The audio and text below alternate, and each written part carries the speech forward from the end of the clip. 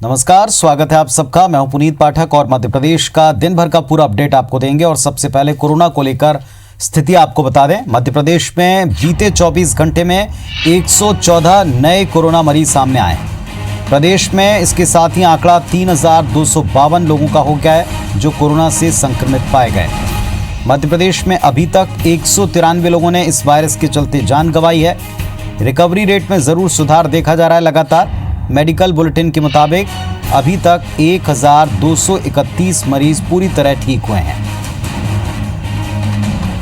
हमारे सहयोगी सुधीर दंडोतिया जुड़ गए हमारे साथ में। सुधीर, भले ही आंकड़ा 24 घंटे में संक्रमितों का बढ़ा हो, लेकिन रिकवरी रेट में भी थोड़ा सुधार बताया जा रहा है।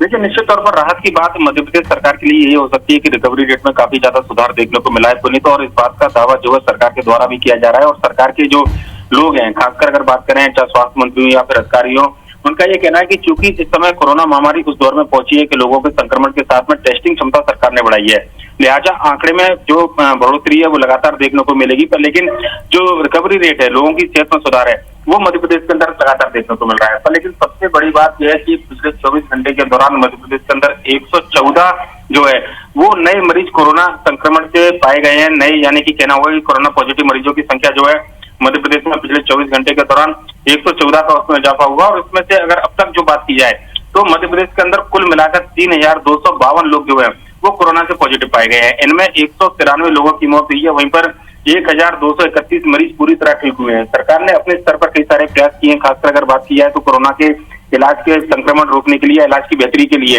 प्लाज्मा थेरेपी का इस्तेमाल जिस तरीके से किया गया था, उसमें बेहतरीन जो रिजल्ट है वो देखने को मिला है। 4 जो लोगों पर प्लाज्मा थेरेपी अपनाई गई थी, उनमें से 3 लोग पूरी तरह स्वस्थ होकर घर पर गए हैं। लिहाजा सरकार को अभी उम्मीद है कि आने वाले समय में बड़ी संख्या में इजाफा हो। पर लेकिन जो कोरोना का जो एक आतंक था या भय था कि मौत का जो एक डर था, उसमें कम से कम सरकार इस बात के राहत को लेकर है कि नई थेरेपी के माध्यम से या फिर रिकवरी रेट के माध्यम से आने वाले समय में स्थितियां बेहतर होती हुई नजर आएंगी। पुनीत, बहुत शुक्रिया आपका सुधीर इस पूरी जानकारी के लिए, अपडेट के लिए। तो मध्य प्रदेश में रिकवरी रेट में सुधार हुआ है, लेकिन बीते 24 घंटे में संक्रमित मरीजों का आंकड़ा अब भी कम नहीं दिख रहा।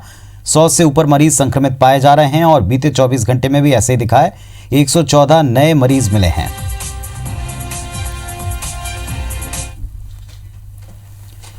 इंदौर से एक बड़ी खबर भी बता दें। 10 और कोरोना पॉजिटिव मरीज स्वस्थ हुए हैं। राहत की खबर, अरविंदो अस्पताल में 6 मरीज ठीक होकर डिस्चार्ज किए गए, जबकि चौथराम अस्पताल से 4 मरीज सेहतमंद हुए हैं, उनको डिस्चार्ज किया है।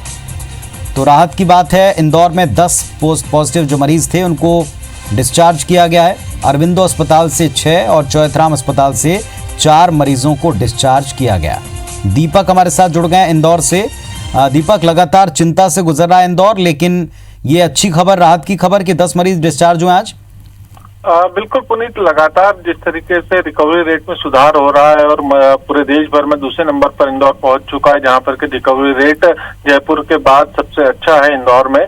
और उसी के तहत आज 10 और जो कोरोना पॉजिटिव मरीज थे वो स्वस्थ होकर आज अपने घर की तरफ लौट चुके हैं। कुल मिलाकर हम बात करें तो अब केवल 1011 जो एक्टिव कोरोना पॉजिटिव मरीज है उनका इलाज लगातार जारी है, लेकिन जो रिकवरी रेट है उसमें काफी सुधार हुआ है। साथ ही साथ जो मृत्यु दर है उसमें भी सुधार हुआ। शुरुआती समय में 12% तक यहाँ पर मृत्यु दर थी, लेकिन अब वो घटकर 4% तक आ चुकी है। इसके अलावा जो प्लाज्मा थेरेपी के जरिए जो मरीज ठीक हो रहे हैं वो भी पहली बार प्रदेश में यहाँ पर ठीक हुए हैं। तो कुल माना जाए कि आने वाले समय में ये रिकवरी रेट और भी बढ़ सकता है। लेकिन चिंताजनक बात ये भी है कि जब तक कोरोना पॉजिटिव मरीजों की संख्या घट नहीं जाती तब तक ये रिकवरी रेट उसकी तुलना में काफी कम ही माना जाएगा। हालांकि आज दिन भर में 10 मरीज जो है कोरोना पॉजिटिव से ठीक होकर अपने घर की तरफ गए हैं, लेकिन दूसरी तरफ अब देर रात तक जो कोरोना पॉजिटिव मरीजों की संख्या निकलकर सामने आती है उसके बाद आकलन कर पाएंगे कि इंदौर में स्थिति कितनी ज्यादा सुधरी है। शुक्रिया आपका इस जानकारी के लिए। तो इंदौर में कितनी बेहतर स्थितियां होंगी ये रिकवरी रेट पर निर्भर करेगा। क्या सेहतमंद होने वाले मरीजों का आंकड़ा बढ़ेगा लगातार, क्योंकि संक्रमितों की संख्या भी बढ़ रही है। एक ऐसा हॉटस्पॉट है इंदौर जहां कई सारे वार्ड, जो वार्डों की संख्या है और उसमें प्रति वार्ड में देखा जाए तो कई वार्ड ऐसे हैं जिसमें 10 से ज़्यादा संक्रमित एक साथ एक वार्ड में मौजूद हैं। तो चिंता भी बरकरार है। राहत की बात यह कि 10 मरीज आज सेहतमंद हुए हैं। इधर गुना जिले में पहला कोरोना पॉजिटिव मरीज मिलने की खबर मिल रही। गुना जिला अस्पताल में मरीज को भर्ती करा दिया है। जिला अस्पताल में मरीज को आइसोलेट किया गया है। तो बड़ी खबर गुना से, पहला कोरोना पॉजिटिव मिला गुना जिले में। अस्पताल भर्ती करा दिया है, जिला अस्पताल में उन्हें आइसोलेट कर दिया है। तो गुना जिले में पहला कोरोना पॉजिटिव मरीज मिलने के बाद उन्हें जिला अस्पताल में आइसोलेट किया गया है।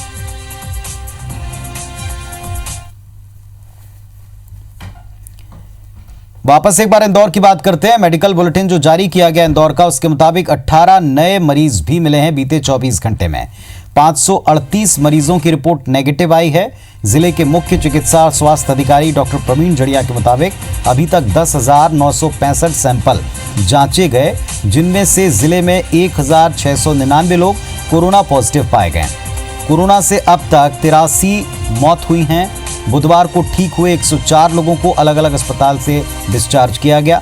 अभी तक 595 मरीज सेहतमंद होकर इस जंग को जीत चुके हैं। वर्तमान में जिले में 1021 कोरोना पॉजिटिव मरीजों का उपचार जारी है। क्वारंटाइन सेंटर से अभी तक 1780 लोगों को कोरोना के लक्षण नहीं पाए जाने के बाद घर भेजा गया। प्लाज्मा थेरेपी कारगर रही है, इसका प्रयोग किया जा रहा है। डॉक्टर जड़िया के मुताबिक इस थेरेपी के प्रयोग से 2 मरीज ठीक हुए हैं। ये थेरेपी मान्य थेरेपी है और जल्दी ही मेडिकल कॉलेज में भी इसका प्रयोग शुरू हो जाएगा। दिन प्रतिदिन कम होती जा रही है और ये एक अच्छा सूचक है। दूसरा अच्छा सूचक ये है कि कल हमने 104 लोगों को डिस्चार्ज किया था। 595 लोग अभी तक पूरी तरह से ठीक होकर अपने घर जा चुके हैं। थेरेपी का उपयोग हमारे यहाँ 2 मरीजों पर किया गया था और दोनों सकुशल कल डिस्चार्ज भी हो गए हैं। हम आने वाले समय इसमें पूरी तरह से कंट्रोल की स्थिति में है और शीघ्र ही हम इसे कंट्रोल में करेंगे। मध्य प्रदेश में ब्लड प्लाज्मा थेरेपी उम्मीद की किरण बनकर दिखी है। इंदौर में ब्लड प्लाज्मा थेरेपी से 2 कोरोना पॉजिटिव मरीज पूरी तरह स्वस्थ हुए हैं। प्रदेश में पहली बार प्लाज्मा थेरेपी से ठीक हुए इन मरीजों में एक इंदौर विकास प्राधिकरण के अधिकारी और एक महिला सॉफ्टवेयर इंजीनियर हैं। आईसीएमआर से अनुमति मिलने के बाद इंदौर के अरबिंदो अस्पताल में सबसे पहले ठीक हुए मरीजों के ब्लड प्लाज्मा से 4 कोरोना पॉजिटिव मरीजों का इलाज शुरू किया गया। अब इन्हें ठीक हुए 14 दिन का वक्त बीत चुका है। कोरोना को हराकर घर पहुंच चुके आईडी अधिकारी के मुताबिक वो पूरी तरह ठीक हैं और अब वो खुद भी बाकी कोरोना संक्रमितों को अपना ब्लड प्लाज्मा देने के लिए तैयार हैं। हालांकि जानकार कहते हैं कि कोरोना का ये कोई प्रमाणिक इलाज नहीं है, लेकिन प्लाज्मा थेरेपी के फायदे जरूर दिख रहे हैं और इसीलिए राज्य सरकार ने इस थेरेपी को बढ़ावा देने के बारे में विचार किया है। मैं संक्रमित हो गया और मुझे अरविंदो हॉस्पिटल में प्लाज्मा थेरेपी दी गई। पिछले अगले 3-4 दिन में मेरे जो संक्रमण जो बहुत धीरे धीरे ठीक हो रहा था, उसमें एकदम से बहुत गति आ गई और मैं ठीक होने लगा। प्लाज्मा देने के बाद में हमको 1 से 2 दिन में इनमें अच्छा क्लिनिकल इम्प्रूवमेंट मिला। हम इनके ऑक्सीजन की मात्रा कम करने में सक्सेस रहे और इनके ब्लड रिपोर्ट्स में ऑक्सीजन की मात्रा में निरंतर सुधार रहा। इस प्लाज्मा थेरेपी का हमने किसी भी प्रकार का कोई साइड इफेक्ट अभी नोट नहीं किया है। एकदम नई थेरेपी थी और आप सबको ध्यान होगा, विगत 15 दिन पहले मैंने केंद्रीय स्वास्थ्य मंत्री से बात की तो उन्होंने सहमति दी थी, जिसके प्रयोग परिणाम अब आने लगे हैं। 3 पेशेंट हमारे ठीक हुए हैं अभी और आपने देखा, मैंने उनसे चर्चा भी की। वो इंदौर में कोरोना पॉजिटिव मरीजों की संख्या भले ही 1,699 हुई हो, लेकिन धीरे धीरे स्थिति में सुधार आ रहा है। मरीजों का रिकवरी रेट भी बढ़ा है। 34% रिकवरी दर के साथ इंदौर जयपुर के बाद देश का दूसरा शहर बन चुका है। इंदौर में अब तक कोरोना के 595 मरीज ठीक होकर घर जा चुके हैं। जिले में कोरोना के अभी 1021 एक्टिव मरीज हैं। इधर मृत्यु दर भी 12% से घटकर 4% तक आ चुकी है। इंदौर में कोरोना के अभी तक 83 मरीज अपनी जान गंवा चुके हैं। कोरोना को लेकर गुरुवार को जिला प्रशासन, पुलिस और नगर निगम के अधिकारियों की संयुक्त समीक्षा बैठक हुई, जिसमें आगामी दिनों में कोरोना से निपटने की रणनीति बनाई गई। शहर की सुधरती स्थिति न बिगड़े, लॉकडाउन का सख्ती से पालन हो, इसके लिए पूर्व में जारी सभी पास निरस्त कर दिए गए हैं। केवल आवश्यक सेवा में लगे लोगों को बाहर निकलने की अनुमति है। इंदौर में फंसे दूसरे राज्यों और शहरों के लोगों को वापस भेजने के लिए अब तक 4000 ई पास जारी किए जा चुके हैं। अधिकारियों के मुताबिक रोजाना जो सैंपल लिए जा रहे हैं, उनकी टेस्टिंग क्षमता भी बढ़ाई जा रही। बचे सैंपल्स अब अहमदाबाद भेजे जा रहे हैं।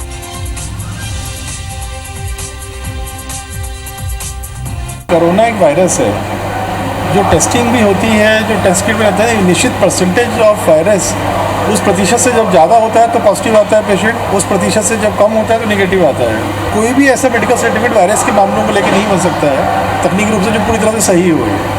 मेरे ख्याल से अभी ऐसी कोई व्यवस्था वॉल्यूमिनस भी इतनी ज़्यादा है कि संभव ही नहीं होना इस तरह की। पूरे शहर की समीक्षा की गई। इसमें मुख्य तौर पर उन क्षेत्रों में जहाँ पे कंटेनमेंट जोन्स हैं, हम जानते हैं कि 200 से ज़्यादा कंटेनमेंट जोन्स हैं, तो मुख्य तौर पे इन जोन को कम करने से पहले उसकी समीक्षा की जानी जरूरी है, ताकि ऐसा ना हो कि ख़त्म करने के बाद कोई व्यक्ति संक्रमित पाया जाए। जबलपुर में गर्भवती महिला की मौत के बाद आज उसकी कोरोना रिपोर्ट पॉजिटिव आई है। महिला को सांस लेने में तकलीफ होने पर 5 मई को मेडिकल कॉलेज अस्पताल में दाखिल किया गया था, जहां इलाज के दौरान उसकी मौत हो गई। मौत के बाद कोरोना टेस्ट का जो सैंपल ICMR लैब भेजा गया था, उसकी रिपोर्ट आज पॉजिटिव आई। जबलपुर में कोरोना से मौत का आंकड़ा 4 हो चुका है। आज एक बार फिर जिला अस्पताल में भर्ती कोरोना संदिग्ध मरीज की मौत हो गई। फिलहाल उसका भी जांच सैंपल लैब गया है।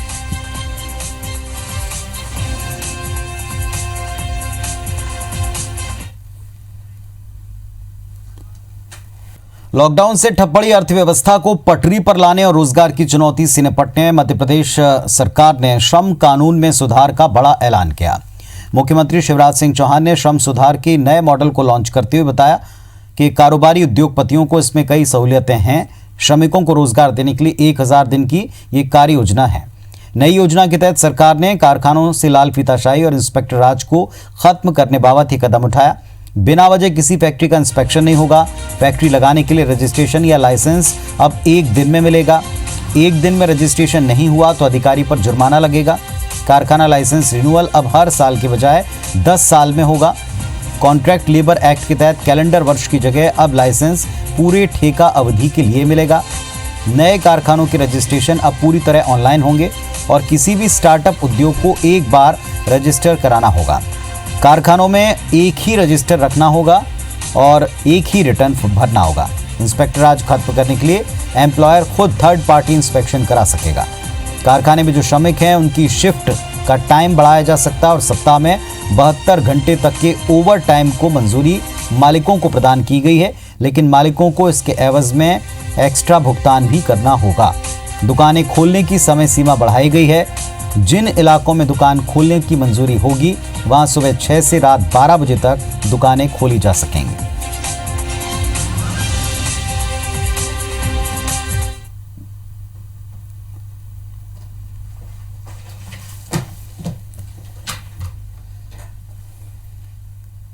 उद्योगों एवं व्यवसायों को, व्यापार को पुनः पटरी पर लेकर आना। अब पंजीयन या लाइसेंस उद्योग के लिए, निवेश के लिए, दुकानों के लिए, ठेकेदारों के लिए, बीड़ी निर्माताओं के लिए केवल 1 दिन में किया जाएगा। संशोधन की अधिसूचना जारी कर दी है। अगर संबंधित अधिकारी 1 दिन में पंजीयन नहीं करेगा तो उसको जुर्माना भरना पड़ेगा। मुख्यमंत्री शिवराज सिंह चौहान ने मनरेगा मजदूरों से वीडियो कॉन्फ्रेंसिंग के जरिए बातचीत की और इस दौरान सीएम शिवराज सिंह ने कहा कि हर जरूरतमंद को पात्रता के मुताबिक काम उपलब्ध कराया जाएगा। लोग तकलीफ में ना आए, इसके लिए जरूरत के मुताबिक नए जॉब कार्ड भी तैयार किए जाएंगे। कोरोना संकट के श्रमिकों के सामने रोजी रोटी का संकट खड़ा हुआ था, वो मनरेगा कार्यों के संचालन से दूर हो सकें। सीएम शिवराज सिंह ने आज नर्मदा घाटी विकास प्राधिकरण और जल संसाधन विभाग के कार्यों की समीक्षा भी की। इस दौरान बताया कि नर्मदा वाटर डिस्प्यूट ट्रिब्यूनल ने मध्य प्रदेश को 18.25 MAF जल आवंटित किया। इसमें से योजनाओं पर 13.04 MAF जल का उपयोग हो रहा है। बाकी बचे 5.21 MAF जल का उपयोग करने के लिए नवीन परियोजनाओं पर इसे लगाया जाएगा। सीएम ने कहा कि हमें नर्मदा जल का पूरा उपयोग करना है, प्रदेश की सिंचाई क्षमता को अधिक से अधिक करना है। बैठक में नर्मदा घाटी विकास प्राधिकरण परियोजनाओं की समीक्षा के दौरान इन्हें समय पर पूरा करने के निर्देश दिए गए।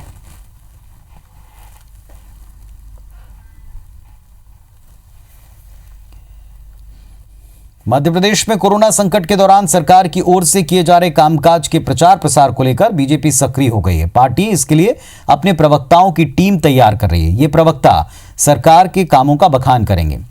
बीजेपी प्रदेश दफ्तर में प्रदेश अध्यक्ष वीडी शर्मा के निर्देश पर सरकार के मंत्रियों ने बीजेपी प्रवक्ताओं को ट्रेनिंग देकर सरकार की योजनाओं और काम के बारे में बताया। ये भी बताया कि जनता और मीडिया में महामारी के दौरान सरकार के काम को कैसे प्रचारित करना है।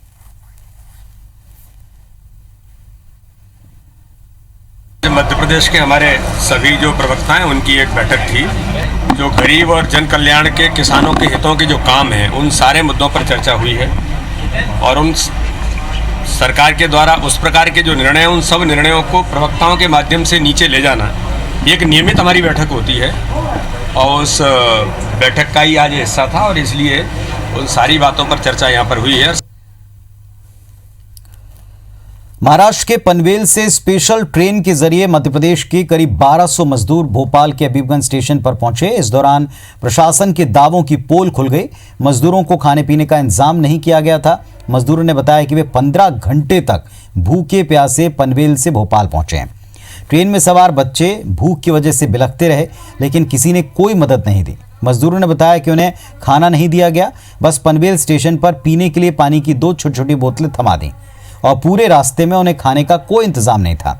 ज्यादातर मजदूरों के पास न पीने का पानी था न खाने की कोई व्यवस्था।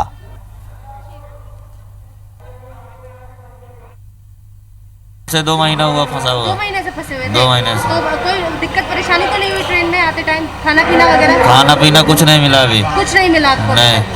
आपको खाना पीना? इधर नहीं मिला, पनवेल में मिला था पहले। अभी जिस दिन से आए हैं उस दिन मिला है, अभी नहीं मिला। इधर कुछ नहीं। कितना समय हो गया आपको चले हुए पनवेल से? अभी ये 12-1 बजे करीब चले उधर से पनवेल से रात को, तब से कुछ नहीं मिला इधर। कुछ नहीं मिला? पनवेल में खाली 2 बोतल पानी मिला बस। पानी का बोतल मिला था, पार्ले जी का बिस्कुट, बस। इसके अलावा पूरा रास्ता कुछ नहीं दिया? कुछ नहीं दिया जाए। ओके, तो कितने समय से पनवेल में फंसे हुए थे? पनवेल में 1 घंटे से। फंसे कितने देर? अच्छा, मतलब इधर तो फंसे थे 1.5 महीने से। इंदौर से बीजेपी विधायक आकाश विजयवर्गीय की कार्यकर्ताओं के साथ की गई बैठक का मामला तूल पकड़ रहा है। दरअसल बैठक में आकाश विजयवर्गीय ने सोशल डिस्टेंसिंग का पालन नहीं किया था। वीडियो वायरल होने के बाद जहां कांग्रेस लगातार लॉकडाउन के उल्लंघन का आरोप लगा रही है, तो वहीं अधिकारियों ने भी मामले की जांच की बात कही है। हाल ही में विधायक आकाश विजयवर्गीय ने अपने क्षेत्र के कार्यकर्ताओं के साथ एक कमरे में बैठक की, लेकिन इस दौरान सोशल डिस्टेंसिंग कहीं दिखाई नहीं पड़ी। जब बैठक का वीडियो वायरल हुआ तो कांग्रेस ने बीजेपी के जनप्रतिनिधियों पर लॉकडाउन के नियमों का उल्लंघन का आरोप लगाया। जिला प्रशासन मामले की जांच कर रहा है। वहीं पुलिस का कहना है कि किसी को भी सोशल डिस्टेंसिंग के उल्लंघन की अनुमति नहीं है। आकाश विजयवर्गीय की तरफ से भी इस मामले को लेकर कोई सफाई नहीं दी गई। विधायक आकाश विजयवर्गीय अपने 150-200 समर्थकों के साथ एक छोटे से हॉल में मीटिंग करते हैं। उसके ऊपर पुलिस प्रशासन कोई कार्रवाई नहीं करता है। विगत कई दिनों से देखने में आया है कि भारतीय जनता पार्टी के जो नेता हैं वो लॉकडाउन का, सोशल डिस्टेंसिंग का और कर्फ्यू का 144 की धारा का लगातार कई बार उल्लंघन करते आए हैं। कोई आला अफसरों किसी ने भी आज तक भारतीय जनता पार्टी के किसी नेता के खिलाफ कोई कार्रवाई नहीं की है। मैं अभी देख रहा हूँ उसको, मैंने एसडीएम को बोला है, मैंने देख के उसको क्या प्रक्रिया थी, क्यों हुई थी, वो क्या सोशल डिस्टेंसिंग थी, उसको देख के फिर इसमें बतला पाऊंगा मैं आपको। हाँ, निश्चित तौर पे इसमें हर व्यक्ति की जिम्मेदारी है और मैं कहना चाहूँगा कि शहर की जनता ने न सिर्फ इसको एक प्रशासनिक निर्णय के रूप में लिया है बल्कि स्वयं के निर्णय के रूप में लिया है। लोगों ने, अधिकांश लोगों ने इसका पालन किया है और जहाँ जहाँ उल्लंघन की घटनाएं हुई हैं वहाँ कार्रवाई हुई है। आदत से मजबूर एक दूध वाले को सड़क पर थूकना महंगा पड़ गया। आरोपी व्यक्ति पर नगर निगम ने ऑन द स्पॉट 2,500 रुपए का फाइन लगा दिया। शहर के जहांगीराबाद इलाके के जोन 8 के वार्ड 34 के दूध वाले ने सड़क पर चलते समय पान की पीक थूक दी। इस पर वहां मौजूद नगर निगम के एएचओ ने उस दूध वाले की क्लास लगा दी। सभी के सामने उसे न केवल फटकार लगाई बल्कि थूका हुआ उससे साफ भी करवाया।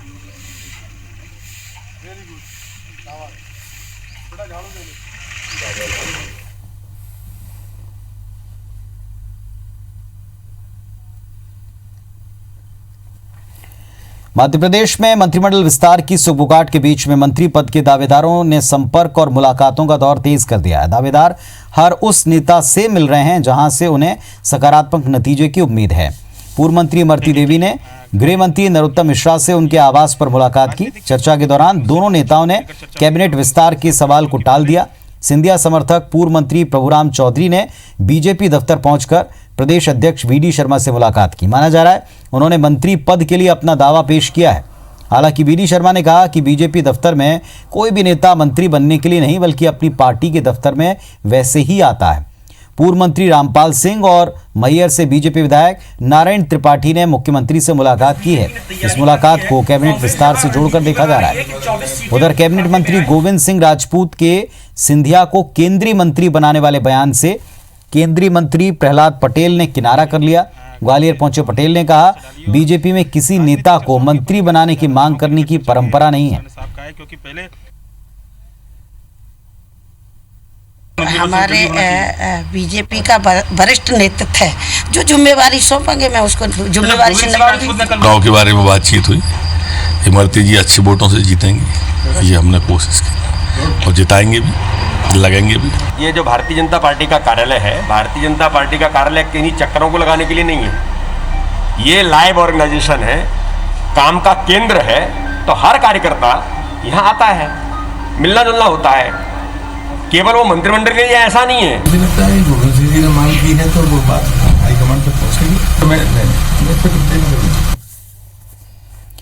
ग्वालियर चंबल में 16 सीटों पर होने वाले उपचुनाव को लेकर सिंधिया के समर्थक कांग्रेस के टारगेट पर हैं। कांग्रेस ऐसे सिंधिया समर्थकों की लिस्ट भी बना रही है जो कहीं ना कहीं उपचुनाव में कांग्रेस में भितरघात की जुगत में है। प्रदेश कांग्रेस कमेटी ने जिलों से आने वाली शिकायतों पर अब कार्रवाई शुरू कर दी है। दरअसल मार्च के महीने में हुई सियासी उठापटक के दौरान सिंधिया समर्थक 22 विधायकों के साथ करीब 100 बड़े नेताओं और पदाधिकारियों ने कांग्रेस छोड़ दी थी। इसके बाद कई ऐसे नेता अब भी कांग्रेस में जिनकी आस्था सिंधिया या उनके समर्थक नेताओं के साथ है। ऐसे में जब कांग्रेस कार्रवाई कर रही है तो बीजेपी का कहना है कि उपचुनाव के नतीजों से इस पर कोई फर्क नहीं पड़ेगा। 24 सीटों में से चंबल की 16 विधानसभा सीटें निर्णायक हैं। मध्य प्रदेश में मौजूदा सरकार रहेगी या बदलेगी, यहीं से फिर तय होगा। में 24 बाई इलेक्शन होना है, उन 24 पर कांग्रेस की अर्जुन की तरह नजर है। एक काठ की हांडी एक बार चढ़ती है, हमारी पूरी तरह सब पर नजर है। अब ये बार बार ये धोखाधड़ी करना, इसकी पुनरावृत्ति नहीं हो सकेगी और आने वाले समय में कांग्रेस पुनः सत्ता में आएगी।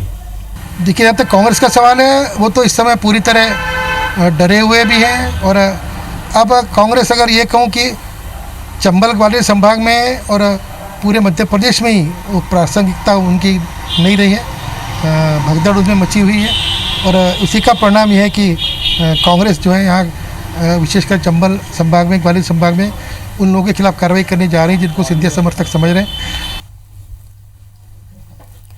तो इस बुलेटिन में फिलहाल इतना ही। तमाम खबरों और अपडेट्स के लिए आप देखते रहिए IBC 24।